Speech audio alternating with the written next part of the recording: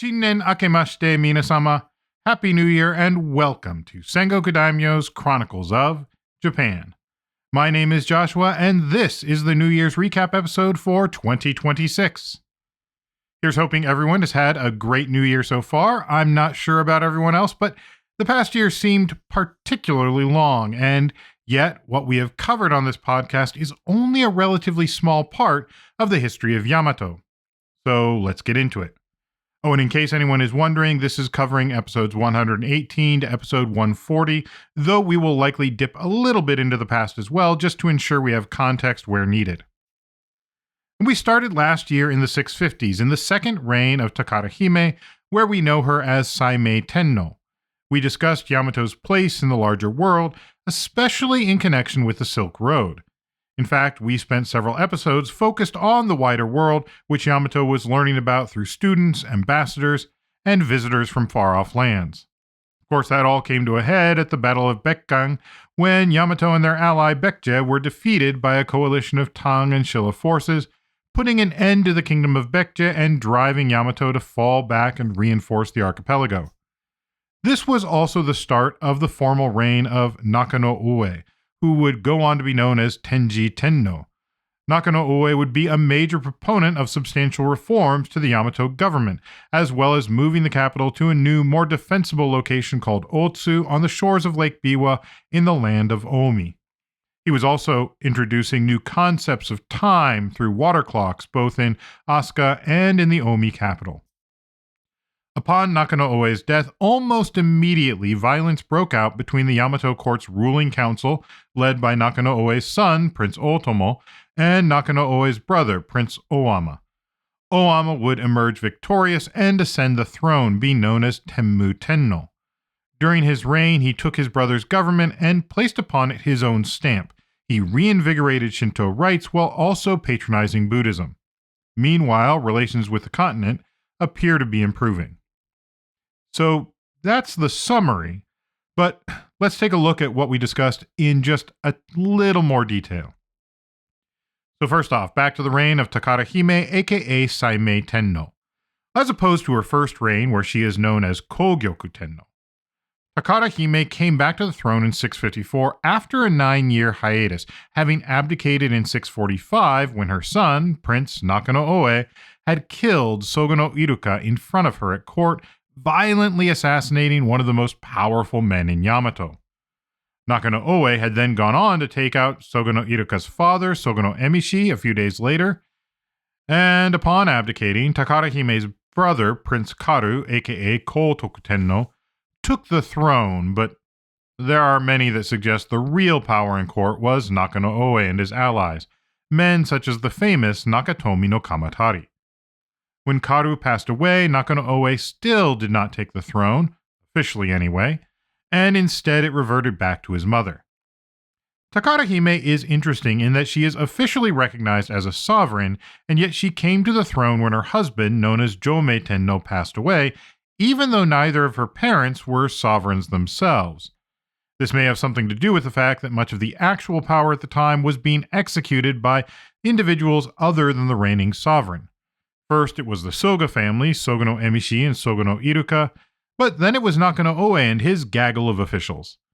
This makes it rather hard to gauge Takara Hime's own agency versus that of her sons. Still, the archipelago flourished during her reign. This was due in no small part to the growing connectivity between the Japanese archipelago and the continent, and from there to the rest of the world. And that world was expanding. We see mention of men from Tukara and a woman, or women, from Shravastri. Of course, it is possible, even likely, that these were a misunderstanding. It is most likely these were individuals from the Ryukyuan archipelago, and that the chroniclers bungled the transcription using known toponyms from the Sinitic lexicon rather than creating new ones for these places. However, it speaks to the fact that there were toponyms to pull from because the court had at least the idea of these other places. And remember, we had Wa students studying with the famous monk Xuanzang, who himself had traveled the Silk Road all the way out to Gandhara and around to India, the birthplace of Buddhism. The accounts and stories of other lands and peoples were available, at least to those with access to the continental material. This helped firm up the Japanese archipelago's location at the end of a vast trading network, which we know of as the Silk Road. Indeed, we find various material goods showing up in the islands, as well as the artisans that were imported to help build Buddhist temples. And just as all of this is happening, we hit a rough patch in relations between Yamato and the Tang dynasty. In fact, we find it in one of our most detailed accounts of an embassy to date, thanks to the writings of one Iki no Hakatoko. And it is eventful because that fateful embassy of 659 saw the Tang court take the rather odd step of refusing to let the embassy return to Yamato. Now, it turns out that the Tang, who had for some time now been in contact with Silla, had entered into an alliance and were about to invade Baekje. It was presumed that if the Yamato embassy left the Tang court, well, they might alert Baekje, their ally, that something was up. And so it was safer to place them under house arrest until the invasion popped off. Sure enough, the invasion was launched, and in less than a year, King Wicha of Baekje and much of the Baekje court had been captured. With the initial invasion successful, the Yamato embassy was released. That is hardly the end of the story. Baekje had sent a request to Yamato for support, but it came too late for Yamato to muster the forces necessary. That said, some factions of the Baekje court remained, and one of their princes was still in Yamato. And so, as they had done in the past, Yamato sailed across the strait with the goal of restoring a royal heir to the throne. Unfortunately, this was not quite as simple as it had been in the past. For one thing, the Tang forces were still in Baekje, and the fight became long and rather drawn out. Things finally came to a head in the early months of 663 at the mouth of the Baekgang River, known in Japanese as Hakusuki Noe. This was a naval battle, and Yamato had more ships and was also likely more skilled on the water. After all, much of the Tang fighting was on land or rivers, while Wa, an island nation, had been crossing the straits and raiding the peninsula for centuries. Even with all of the resources of the Tang Empire, there was still every reason to think that the forces from the archipelago could pull off a victory here. However, it was just not to be. The Tang forces stayed near the head of the river, limiting the Wa and Baekje's forces' ability to maneuver, drawing them in and then counterattacking.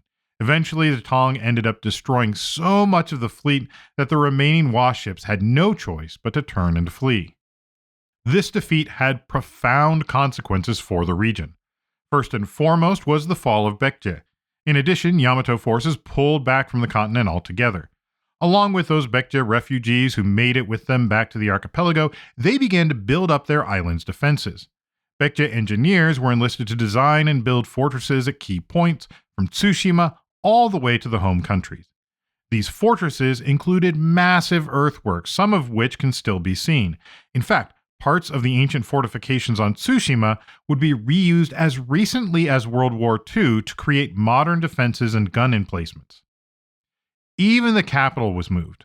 While many of the government offices were possibly operating out of the Toyosaki Palace in Naniwa, the royal residence was moved from Asuka up to Otsu on the shores of Lake Biwa, and with it, the royal court. This put it further inland and behind a series of mountains and passes that would have provided natural defenses. Fortresses were also set up along the ridgelines leading to Omi and to the Nara basins. All of this was being done under a somewhat provisional government. You see, the sovereign, Takara Hime, had passed away at the most inconvenient time, just as Yamato forces were being deployed across to the peninsula. A funerary boat was sent back to Naniwa, and Nakano-Oe took charge of the government. That there was little fanfare perhaps suggests there wasn't much that actually changed. Still, it was a few years before the capital in Otsu was completed and Nakano-Oe formally ascended the throne, becoming known to future generations as Tenji Tennou. Nakano-Oe's rule may have only formally started in the 660s, but his influence in the government, as we mentioned previously, goes all the way back to 645. He assassinated the Soga family heads and then appears to have been largely responsible for organizing the government reforms that led to the era known as the Taika, or era of great change. From there, he instituted the Ritsuryo system, the system of laws and punishments. You see, he served as crown prince under Karu and Takara Hime, and from that office, he ensured his supporters were in positions of authority and instituted broad changes across the land. He continued in this position under the reign of his mother, Takara Hime, and so the transition upon her death was probably more smooth than most. This also explains how things kept running about 3 years before he took the throne. In officially stepping up as sovereign, however, Nakano-Oe continued to solidify the work that he had done, focused largely on consolidating power and control over the rest of the archipelago. There were tweaks here and there, perhaps most notably changes to the ranking system, which allowed for a more granular level of control over the stipends and privileges afforded to different individuals as part of the new government. This work was presumably being done with the help of various ministers and of his brother Oama. Oama only really shows up in the Chronicles around this time, other than a brief mention of his birth, along with a list of other royal progeny of the sovereign known as Saimei Tennou. We also see the death of the Nai Daijin, Nakatomi no Kamatari, and supposedly the head of what would become known as the Fujiwara family. His position as inner great minister was not backfilled, but rather Nakano-Oe's own son, Otomo, was eventually named as Daijo Daijin, the head minister of the Council of State, the Daijo-kan, placing a young 20-year-old man above the ministers of the left and right, and in theoretically effective control of the government under his father, though his uncle, Prince Oama, maintained the powerful position of crown prince. That wasn't going to last for long, though. As Nakano-Oe became gravely ill, he began to think of succession. Oama, having been warned that something was afoot, offered to retire from his position as crown prince and take up religious orders down in Yoshino, theoretically clearing the line of succession and indicating his willingness to let someone else inherit, rather than having Nakano-Oe take him out of the picture, as Nakano-Oe had done to so many others before. Now, Oama's actual suggestion was that Nakano-Oe turn the government over to his wife, who could act as a regent for Otomo. What actually happened, however, was that the movers and shakers in the Council of State pledged their loyalty to the Daijo Daijin, Prince Otomo, who was then named crown prince and ascended the throne when his father passed away. Here there is a bit of a wobble in the historical record. The Chronicles never mention Prince Otomo formally assuming the throne, and therefore the chroniclers never provide him a regnal name. It isn't until more modern times that we get the name Kobun Tenno for his short-lived reign. And it was short-lived because early on, Oama raised an army and after several months of fighting took the throne for himself. Because the year this happened was known by its sexagenary term as Jinshin, often colloquially known as Water Monkey Year, the conflict is known as the Jinshin no Ran. Ran can mean disturbance or chaos, and so is often translated as Jinshin Disturbance, Jinshin Revolution, Jinshin War, something like this. The entirety of the fighting is given its own chapter in the Chronicles, known as either the First Year of Tenmu or sometimes as the Record of the Jinshin War. This chapter actually shows some stylistic differences with the chapter on Tenji Tenno just before it, and tells the story of the events slightly differently, in a light generally favorable to Oama, who would go on to become Tenmu Tenno. As such, while the broad strokes and military actions are likely correct, there are a lot of questions around the details, especially around the motivating factors. Regardless, what is known is that Oama was able to quickly move from his quarters in Yoshino eastward towards Owari and Mino, where he was able to cut off the capital from support and gather troops from the eastern lands. The court tried to take the Nara Basin, a huge symbolic and strategic point, as well as cut off his supply lines, but these actions were thwarted by those loyal to Oama. Attempts to gather troops from the west had mixed results, with several allies of Oama resisting the court, most notably Prince Kurikuma, who at that time was the head of the government presence in Kyushu, where a large number of troops had been stationed to defend against a possible Tang invasion. Eventually, Oama's troops defeated those of the court.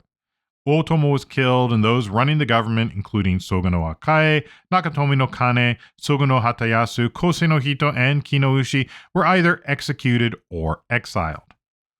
Oama then swept into power. He moved the court back to Asuka.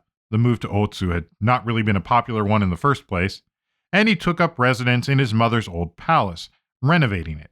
It would eventually be known as the Kiyomihara Palace. From there, Oama continued his brother's reforms, though with his own spin. First off was a reform to the ceremonies around royal ascension.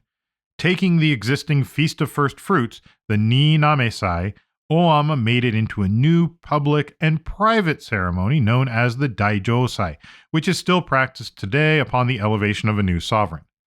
He reformed the government court rank system and also instituted reforms around the ancient Kabane system, the ancient rank system that contained both clan and individual titles. These old Kabane titles had certain social cachet, but were otherwise being made obsolete by the new court ranks, which were, at least on paper, based on merit rather than just familial connections. Of course, the truth was that family still mattered, and in many ways the new Kabane system of 8 ranks simply merged the reality of the new court with the traditions of the old system. And this was something of a trend in Oama's reign. The court seems to have taken pains to incorporate more kami-based ritual back into the court, with regular offerings, especially to gods associated with food, harvest, and weather. There's also a clear focus on the shrine at Ise. The chroniclers claim that Ise was established and important since the time of Mimaki Iribiko, but it is only rarely mentioned, and while its founding story might be tied to that era, the chroniclers, who appear to have started their work this reign, appear to have done their best to bolster the connection with the royal family back to the very beginning. As for actual governance, we see another change from the government of Nakano-Oe. The former sovereign relied heavily on noble families to run the government, granting them positions of responsibility. In the Oama court, however, most of those positions appear to lay dormant. Instead, we see copious mention of princes, royal and otherwise, being delegated to do the work of the throne. Indeed, Oama seemed to want to reinstate the majesty of the royal society, including both the royal family, but also other with royal titles as well. Still, there were plenty of ways that the noble families continued to have an influence in various spheres of government. They just weren't handed the kind of prime ministerial powers that previous generations had achieved. Within the royal family itself, Oama attempted to head off future succession disputes. He had been through one himself, and history was littered with the violent conflicts that followed the heels of a sovereign's death. So Oama gathered his family together to include sons and nephews of consequence, and he had them swear an oath to support each other and the crown prince. After doing so, he seems to have utilized them to help run the country as well. Of course, we've seen how such pledges played out in the past, so we'll have to wait to see how it all plays out eventually. I'm sure it'll be fine. Whilst the archipelago was going through all of this transition, from the death of Takara Hime and then the reign and death of her son, Nakano-Oe, along with the Jinshin no Ran that followed, we have a glimpse of what was happening on the peninsula as well. Yamato had fortified against a combined Shilla-Tang invasions, but it seems they needn't have done so. First off, that alliance's attention was turned northwards to Goguryeo. With the death of the belligerent tyrant and perpetual thorn in the side of the Tang court, Yonge Somun, the Tang armies were finally able to capture the Goguryeo court. However, for years afterward, they were still dealing with rebellions from those who had not quite gotten the message. And to make matters worse, it turns out that these Goguryeo recalcitrants were apparently being funded by none other than Shilla, Tang's supposed ally. From the Yamato perspective, this manifested initially as embassies from both the Tang court and the Shilla court. While the content of the embassy's messages are not fully recorded, we can imagine that both the Tang dynasty and Shilla were looking to woo Yamato for support. At one point, there was a direct request for military support, but Yamato offered a half-hearted reply along the lines of the fact that, well, they didn't have many able-bodied men as they once did, not after the whole fighting in the Korean Peninsula thing. That might even have been true. Either way, the Tang embassies petered out as the Shilla influence came to dominate the embassies and trade more generally. The Tang attempted to push back against Silla militarily, their alliance now long since dead. Silla took some initial losses, but ultimately was able to push the Tang off the peninsula, uniting everything from Pyongyang south. North of Pyongyang, though still nominally under Tang dynasty control, a rebel Goguryeo court continued to act as though they were still a going concern.